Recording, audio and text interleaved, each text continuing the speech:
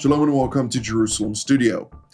The Iranian leadership seems to have adopted a cautious attitude to the current crisis in the Middle East.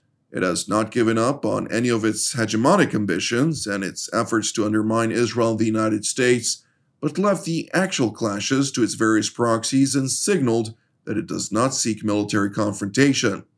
Is that because the Iranians would rather step up their nuclear efforts without too much outside attention, which could turn into a preemptive strike if it is established that they have crossed the threshold leading to actual weapons? What is the status of their program, and what are they likely to be up to next? With us to dissect those questions all the way from Singapore is Dr. Olli Heinonen, who is the former International Atomic Energy Agency's Deputy Director General, as well as a distinguished fellow currently at Stimson Center in Washington, D.C. Thank you for joining us, sir. Thank you for having me. It's good to have you indeed. Also joining us from Madrid, Spain, is Dr. Rafael Barraji, who is a former Spanish National Security Advisor, currently is the CEO of Worldwide Strategy. Thank you for joining us as well, sir. Pleasure. Thank you. The pleasure is ours. And with me in the studio, of course, is our TV7 editor-at-large, Mr. Amir Oren. Amir, set the stage for us. So if one would take a page from the psychological lexicon, one could portray the Iranian attitude as passive-aggressive. They, of course, keep their aggression, but they would like to be out of the culpability game, the blame game, and they hide behind their proxies. They don't mind Iraqis and Houthis and others being killed from Iraq to Yemen when the United States retaliates. But there is this sort of signaling back and forth with the United States. Don't hit us. We will not hit you. Our proxies will, and there will be no regional conflagration. So the question, as you raised it yourself, is are we seeing a cover, a thin one, but a cover, for what is really interesting them, and that is their pursuit of a nuclear weapon? Now, their nuclear chief, Islami, recently said that they don't need to go nuclear because they are already reaping the benefits of being considered a threshold state, and going further would be only to their detriment. Is this sincerity, propaganda, deception? We will see shortly as they keep accumulating the fissile material. And as we have talked here recently, maybe on other stages of the nuclear pursuit, they are still lagging behind, such as weaponization. But eventually they may get there, and perhaps they are timing their most crucial moves to just before the American presidential elections this coming November. Indeed. Dr. Heinonen, where is Iran currently with, of course, context of public information in the quest for a nuclear weapon, considering the fact that they just recently announced the development of yet another reactor also, and are looking to potentially even expand further? Is that currently in the books? Yes, I think that they use this as a weapon already now, the high-enriched uranium, as we talked last time. And what I am a little bit afraid that they will probably still move to a higher enrichment. And the international community will look, okay, it was a red line, but let's move the red line a little bit further, because 90% enriched uranium is not yet a nuclear weapon. And then there are very optimistic guesses how quickly they can build a nuclear weapon, if they have, and they should have all the drawings and all the other things there. But it's not over the night, it's not over 1 week. This is a very tedious process which you need to go through. You need to take this high-enriched uranium hexafluoride, you need to turn it to uranium metal, you need to alloy uranium metal, because uranium metal as such is not necessarily the one which you use for nuclear weapon. then you need to machine it to the shape, and then you need to combine it with the rest of the components of nuclear warhead. So IAEA has a standard for it. It's been there since 1970s. And once you have this high-end uranium hexafluoride, 90%, for the first weapon, it will take at least 1 month to finish all those components and put the whole thing together. So therefore, there is time, provided that the intelligence know when the decision is made and where they do it, where they take the material. If they know it in advance, it can be stopped. But I think that the time is getting critical because 1 month is still not very long. Absolutely. Dr. Barahi, I'd like to hear your input into this. And beyond that, when we're looking at everything that has taken place over the course of the past 4 months, since October 7th, can one be reassured by the intelligence communities knowing the current status of Iranian intentions? Well, I think we have to take everything with a grain of salt lately, unfortunately. But we know a few things, no? It's not necessarily any intel big agency, but just history, I don't know of any country that has developed ICBMs, long-range ballistic missiles, that is not a nuclear power. So why the Iranians should refrain from achieving that goal or status if they are developing already very long-range nuclear missile, ballistic missiles? There is no coherence on that. Secondly, I think we have been used in the past decades actually, about the tactics of Iranian negotiators. They always have been denying the steps that were taken by the Iranian authority lately. So trusting their declaration seems to be, to me at least, a little bit risky. And thirdly, we know, and we have been working on the assumption that they are going to build the bomb as we did in the last decades in different countries. But we also know that North Korea developed a nuclear weapon under suboptimal conditions according to our standards. So they may not need 8 to 12 kilos of uranium or 5 to 8 kilos of plutonium. They may need less. I mean, look at the history of nuclear weapons. In the beginning, they were much more crude. And if the Iranians are just looking for a threshold to say, hey, we are a nuclear power now, they don't need the sophistication of a device that has been on the stockpiles of the superpowers like America, or the former Soviet Union, or Russia today, to accomplish that. So I think we need to be vigilant, to say the least. Mr. Oren? Well, obviously, we don't know what is happening by definition under the table. But because the Biden administration was, if you look at the personnel, part of the Obama administration, the major players, you had Joe Biden himself, Anthony Blinken, Jake Sullivan, Bill Burns. They were all in positions of authority, second level, but right now, of course, they advanced one level to the top spot. And they were for the JCPOA. They had the secret negotiations with Iran in Oman before they became public.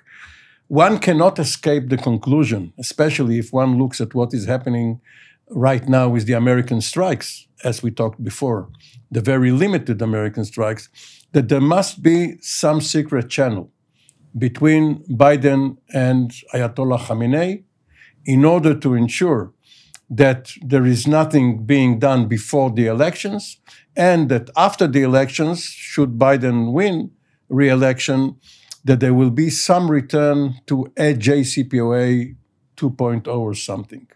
So one can only suspect the Americans are not sharing it with the Netanyahu administration for obvious reasons, but we should keep it at the back of our mind that this is quite a possibility.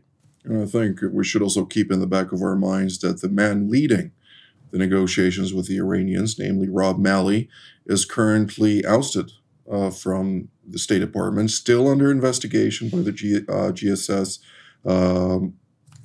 something that speaks volumes to potential colluding with the Iranians on the Iranian file. And one may raise questions as to what exactly are they investigating, since this is not public knowledge, and it would be sheer speculation, of course. But nonetheless, when we're looking at the whole sequence of the matter at hand, Dr. Heinonen, what are the prospects of Iran potentially testing a nuclear weapon, let's say in September, right before the US elections? What kind of reaction would such a development produce? Certainly, any action causes a reaction, and that will be a very, very interesting. It will be interesting inside the US, particularly for the presidential election, but it will have also tremendous impact on the relations of various countries and concerns in the Middle East. So let's hope that this doesn't take place. Can Iran do it? Well, the place which they were building this test site in Semnan seems to be now probably for missile testing, and so they need to find a place to do it, but there is enough desert and they can do these excavations which are not very tremendous. So that is something to keep in mind. And here I remind people about the Syria and the reactor. So that was also a fairly isolated place near Deir al-Sur or Al-Kipar where it was built. And it was actually very last minute when Israeli intelligence got convinced that, yes, indeed, it's a reactor. So they have been building it for several years. So this kind of thing is, I think, is looking needle from haystack, even though there's no hay on those deserts. So this is, I think, is a tremendous challenge. Do they need to do a test? I don't think so. They will tell that, look, we have here 90% enriched uranium. We have now a plausible use in the new reactor for that high power research reactor, which uses higher uranium enrichment. We are having our peaceful program. We have a right to that. So I think that they will take a kind of pre-step before jumping to the actual nuclear weapon ownership. Dr. Bardaki, in such a scenario in which the United States, under the current administration, or any other Western government for that matter, would accept Iran developing or ratcheting up its production to levels of 90%, which is naturally of military dimensions, would countries, not only in the region, but around the world, with Saudi Arabia particularly, calling for an entire fuel cycle as part of its normalization aspirations with Israel, other countries communicating about doing just that together with the Russians, with Turkey, of course, having only one component, potentially increasing it also to new dimensions, but also going farther away to Western nations under the US umbrella, namely Germany, Japan, South Korea. Are we going to see all of those countries accepting such a reality without transitioning to a nuclear capability themselves? Well, I think the Iranians believe that if they declare themselves a nuclear power, they will have an umbrella over the country and the regime to safeguard their future, no? Because there has been no attack against any nuclear power, as far as I know. So that's a main incentive to become nuclear as soon as possible. Secondly, I think if the Iranians finally declare themselves a nuclear power, that will kill all the non-proliferation regime that we have been used in the last decades. And there will be some pressures in many countries in the region to do the same and to follow the path taken by Iran, particularly Saudi Arabia, but also like Turkey and other countries may well embark in a crash program or buying or getting nuclear deployed in their soils. So I think it's a very risky proposition, and that's why we should avoid a polynuclear Middle East, just stopping and preventing Iran becoming nuclear, above all. I have a question that you don't have to answer, all of you. Why, when we kick off the countries which could go nuclear after Iran, Iraq used to, Turkey, Egypt, the Emirates, all of the rest. Israel is never mentioned. Maybe even Israel would consider going nuclear. Just food for thought. Well, plenty of food there. Yep. Dr. Heinonen, I'd like, though, to revisit two analogies. One is the North Korean case, which Dr. Baldacci also mentioned. You held that file and know the various developments that led to that point. What can you provide us on the various processes that the North Koreans underwent in order to reach that point under the nose of the Clinton administration at the time, which then also allowed for a reality in which North Korea has a nuclear weapon now, or an arsenal of nuclear weapons, and is not naturally contested for being as such? Actually, North Korea started the march towards the nuclear weapons almost at the same time as the current Iranian regime in mid-80s, when they realized that they didn't get the nuclear technology from Soviet Union, and then they went and Iranians to buy first uranium enriched technology, which was not successful. And then came the agreed framework when the US found out their true intentions. But from there on, all the way from mid-80s until 2003, when they left the NPT, they were working with a problem. But not in Yongbyon Nuclear Center. They were working elsewhere in North Korea. And this is the first lesson for me in terms of Iran. What kind of assurances we have that the people didn't continue to work after 2003 with the Ahmad plan? Where did the scientists go? High explosive guys, uranium metallurgy guys, those guys who made all kinds of experiments on criticality. Did they just go home and started to teach in the university? I would be surprised if they didn't at least maintain their know-how, because North Korea did it. And then when it came to 2003, I have the feeling that many intelligence agencies underestimated North Korean skills, will, and drive towards a nuclear weapon. And then they only woke up in 2006 when North Korea made its first test. And this is an important thing at the same time, because all the eyes were on North Korea. You go from year 2003 in 3 years' time and conduct a test. And before that, you probably didn't have a plutonium, so you have to produce that and do all that. 3 years. It's a pretty fast track. And it was a political decision when they were not happy with the other parties. So they delayed the test. I'm sure that they could have done it much earlier. And this is the second lesson I would learn. And then comes the third lesson, which is to do with the high-enriched uranium itself, whether it's a uranium hexafluoride or whether it's a uranium metal or something else. I remember the North Korean diplomat in Vienna, which I met every month, even when they left the NPT. And I asked that, okay, I don't say the name, that, are you going to build a nuclear weapon? No. Plutonium is our weapon. Now, Iran has a weapon, which is high-enriched uranium. These are 3 lessons. Very vital lessons indeed. The question is, are those lessons learned? Dr. Baldacci? Well, I think we need to escape believing in the analogy of the Cold War and the nuclear deterrence will hold as it held for 5 decades between the Soviet Union and the United States, or is holding between regional powers like India and Pakistan. I think we need to put in perspective that the culture of decision-making in Iran is totally different. Who's going to be the one putting the finger in the red button? What if Ali Khamenei dies? Is the IRGC taking control of a nuclear arsenal that they may have in the future?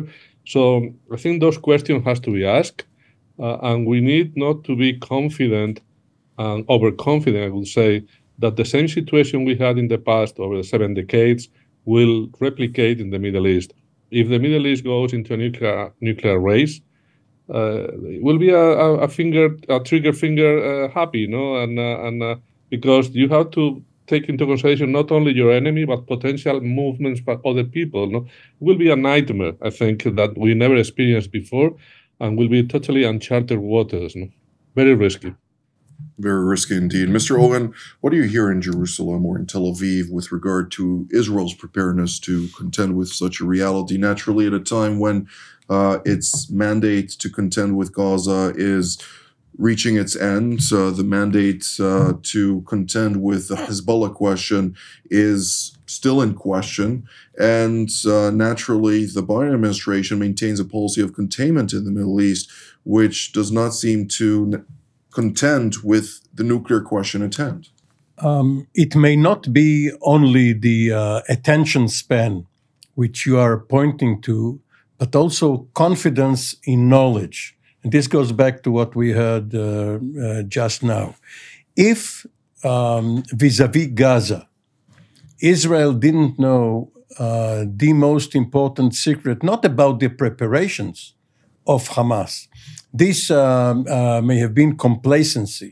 But when Israel focused on its intelligence on, for instance, the whereabouts of Sinwar, it turns out that for 4 months now, not only before the war, but for 4 months now, Israel could not locate and thereby capture or kill Sinwar.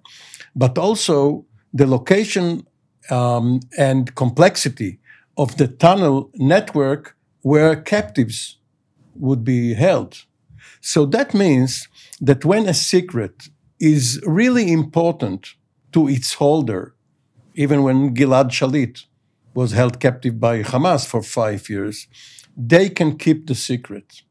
And if the Iranians really want to keep their nuclear secrets, they would know how to do it. And therefore, even if Israel has the political will or even American acquiescence to strike, would it know where to strike? Would it have battle damage assessment following the strike to know whether it was successful? These are key questions. And what is the level of confidence right now amongst the intelligence community about that question? Well, they think they know, but they are not sure because it cannot be tested. They will never know whether there is deception, whether the best sources tell Israeli intelligence what they think Israeli intelligence wants to know. And as someone in the know said recently about Gaza and the tunnels, the only 3 elements we miss about the tunnels are SIGINT, HUMINT, and VISINT. All the rest we have, but we don't have signal intelligence. Of course, you can't see it from above, and apparently there are not enough good human sources. Indeed. Well, we're drawing near to the end of the program, and I'd like to hear each and one of you the evaluation. You have roughly 1.5 minutes each. Dr. Heinonen, we'll start with you. What should we focus on when we're talking about Iran's nuclear program at hand? I think that we should be prepared for the worst. We should expect that they may take some steps in order perhaps to get additional concessions from somewhere. And then certainly the people in Iran may have an impact on this because there are some hardships. And we have historical cases like South Africa where, the government decided that they have to give up nuclear weapons and not to build additional ones. This is also important that they were working at that time with much more advanced technology. So these are the things we should keep and be alert and prepare for the first. Indeed. Dr. Bardaki? Well, I think this is a year, unfortunately, where the time of decision is approaching us very fast on the Iranian side, because they will have all the components in place to take the decision whether to break out and build the first nuclear device or not, and also for the Western world and the regional powers in the Gulf, because if they want to prevent this from happening, they also have to make a decision hard but fast. And I think this is the critical year to do so. Well, and if I may follow up with you specifically, since you do have a couple of more seconds, is there any appetite in the West to contend with this issue? concretely? I'm afraid no. I think up to now, what we have seen is the opposite. Is trying to deal with all kind of aspects of the Iranian proxies and policies, but not the nuclear portfolio itself. Mr. Oren? Well, Khan Yunis is not Natanz or Fordo, and not everything is applicable.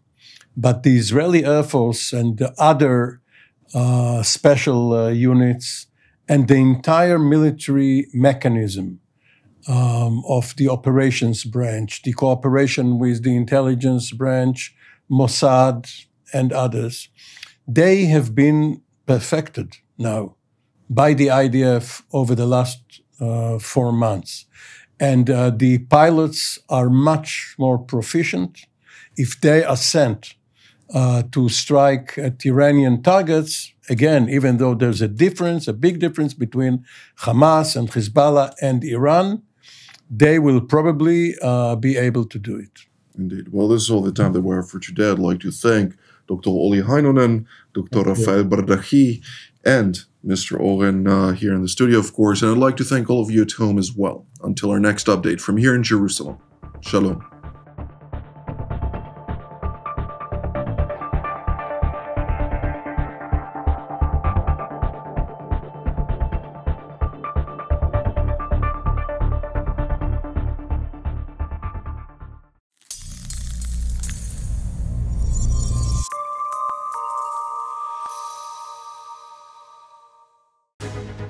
My name is Doron Gavish, and my background, 30 years of serving in the Israeli Air Force. My last job, I was the commander of the Israeli Air and Missile Defense during the introduction of the Iron Dome to the defense of Israel. All of this allows me really to be part of the team here in TV7. It is super important to have such a platform. We talk about the global situation, we talk about Israel and those different angles which are relevant to the discussion.